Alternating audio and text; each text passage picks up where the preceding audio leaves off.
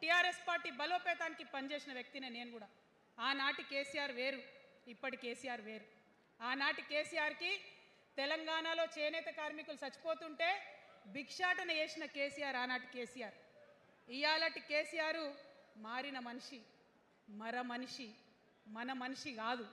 ఏమైంది ఇయాలటి కేసీఆర్కి? హైడ్రాల ఇల్లు కూలిపోతుంటే అరుస్తున్నారు, అన్నా ఎక్కడున్నావు రా, వచ్చిండ్రా? రాలే.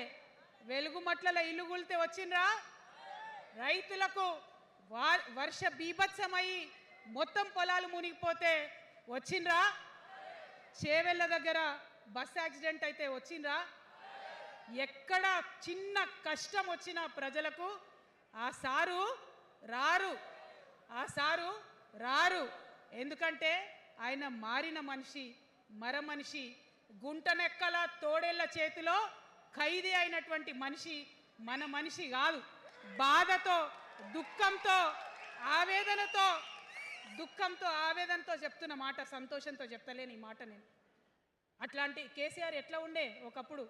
అదే ఆర్డీఎస్ అంతా పాదయాత్ర చేసి నా తెలంగాణకు నీళ్లు కావాలని అడిగినారు. ఇవాళ మరి 10 ఏళ్ళ అధికారం ఉంటే పాలమూరు రంగారెడ్డి ప్రాజెక్టు కోసం 10 ఏళ్లలో ముందుకు పోతలేదంటే, ఎవరన్నా తెలంగాణ పట్ల ప్రేమ ఉంటే, పాలమూరు పట్ల ప్రేమ ఉంటే, కృష్ణా నీళ్లు వాడుకోవాలంటే మన కేసీఆర్ అయ్యుంటే ఆ పాలమూరు రంగారెడ్డి ప్రాజెక్ట్ కాడ కుర్చేసుకొని అది కట్టిస్తుండే. ఏం చేసినారు మారిన కేసీఆర్ గారు? పంజాబ్ పోయినరు, గుజరాత్ పోయినరు, బీహార్ పోయినరు. మేము మొత్తం రాష్ట్రంలో పీక్ కట్టలు కట్టాం, నేషనల్ పార్టీ పెడతామని పోయినరు తప్పితే తెలంగాణ ప్రజలను పట్టించుకోలేదు. పట్టించుకుని ఉంటే, కేంద్రంతో గొడవ పెట్టుకోకుండా ఉంటే ఇవాళ పాలమూరు రంగారెడ్డి పారకపోతుండేనా? నేను అడుగుతా ఉన్నా స్ట్రేట్గా. ఇన్ని రోజులు నేను ఎన్ని మాటలు మాట్లాడినా బీఆర్ఎస్ పార్టీ నాయకులు ఒక్కరు కూడా బయటకు వస్తలేరు, సమాధానం చెప్తలేరు. దీనికి మీరు సమాధానం చెప్పకపోతే ప్రజలే మిమ్మల్ని బయటకు లాగి సమాధానం చెప్పేటట్టు చేస్తారని కూడా ఈ సందర్భంగా నేను తెలియజేస్తా ఉన్నా.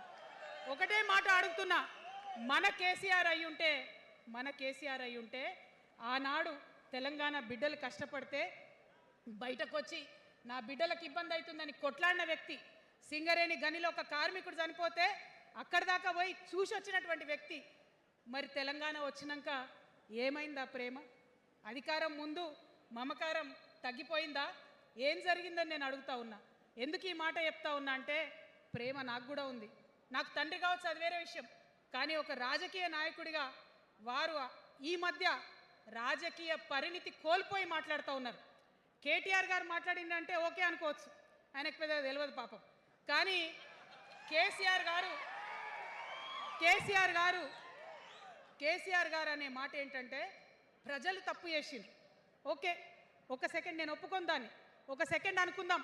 ప్రజలు తప్పు చేస్తే నేను ఒక తల్లిగా అడుగుతున్నా, నేను నా కొడుకో మాట చెప్తా, వాడు వినలేదనుకో, కింద పడ్డాడు అనుకో, ఇడిచిపెడతానా? దగ్గర తీసుకొని మంది అనా? ఓకే, ప్రజలు తప్పు చేసిర్రు అనుకోండి, మీకు అధికారం ఇవ్వలేదు అనుకోండి, ఒక కర్కోటకుడి పాలన నడుస్తుంది అలా తెలంగాణలో.